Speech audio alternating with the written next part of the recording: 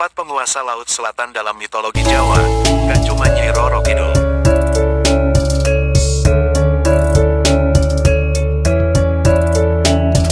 Assalamualaikum warahmatullahi wabarakatuh.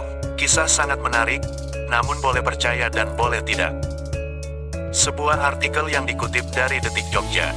Empat penguasa Laut Selatan dalam mitologi Jawa, gak cuma Nyai Roro Kidul. Di balik keindahannya, pantai selatan Jawa memiliki berbagai mitos dan legenda. Terdapat satu sosok yang langsung terlintas di benak ketika berbicara soal Laut Selatan, yakni Nyai Roro Kidul.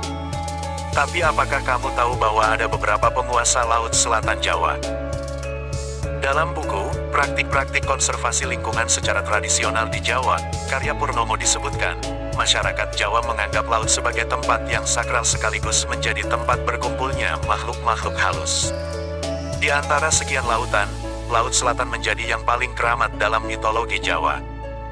Masyarakat Jawa meyakini bahwa Laut Selatan dihuni oleh penguasa laut yang dikenal sebagai Nyai Roro Kidul. Pada bulan-bulan tertentu, laut di sebelah selatan Pulau Jawa ini sering dijadikan tempat untuk melakukan sedekah dengan menenggelamkan kepala kerbau serta berbagai jenis makanan dan rangkaian bunga sebagai bagian dari upacara sakral. Lantas, siapa saja penguasa Laut Selatan Jawa? Simak penjelasan berikut ini yang telah dihimpun Detik Jogja dari berbagai sumber. 1.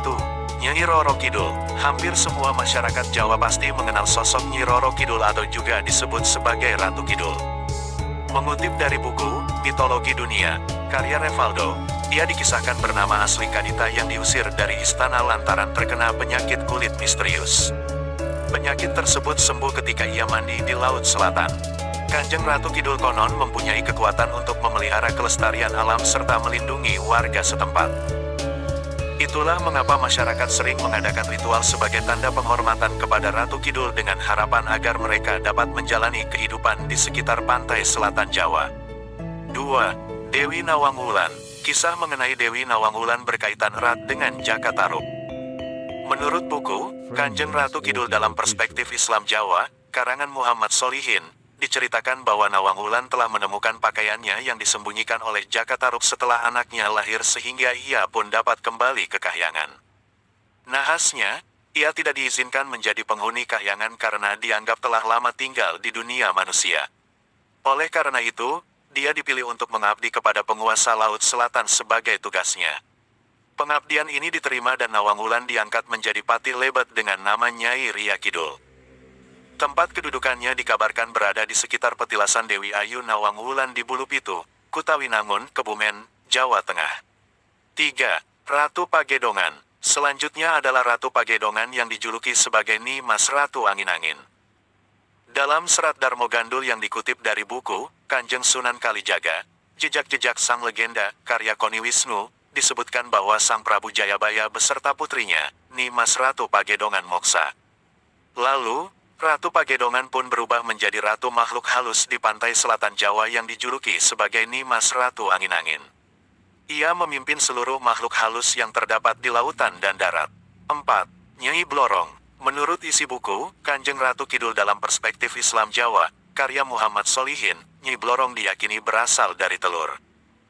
Ki Ageng Tambir mengawasi menetasnya telur tersebut di Gua Karangbolong, Pelabuhan Ratu. Hal ini dilakukan sesuai dengan perintah Ratu Kidul. Disebutkan bahwa Ratu Kidul memberitahu Ki Ageng Tambir bahwa Nyi Blorong akan menyesatkan dan menggoda manusia kelak. Ratu Kidul juga menyatakan bahwa makhluk yang menetas dari telur tersebut akan ia anggap sebagai anaknya. Gua Karangbolong yang sekarang juga dikenal sebagai Gua Pesugihan menjadi tempat yang banyak dikunjungi oleh orang-orang yang ingin mencari jalan mudah untuk mendapatkan kekayaan dengan bekerja sama dengan Nyi Blorong. Nah, itu dia 4 penguasa Laut Selatan yang bersirkulasi di tengah masyarakat Jawa. Semoga bermanfaat. Dan jangan lupa like, komen. Akhirnya saya Edi Karyanto. Jika terdapat kekeliruan mohon maaf. Akhirnya Assalamualaikum warahmatullahi wabarakatuh. Terima kasih telah menonton.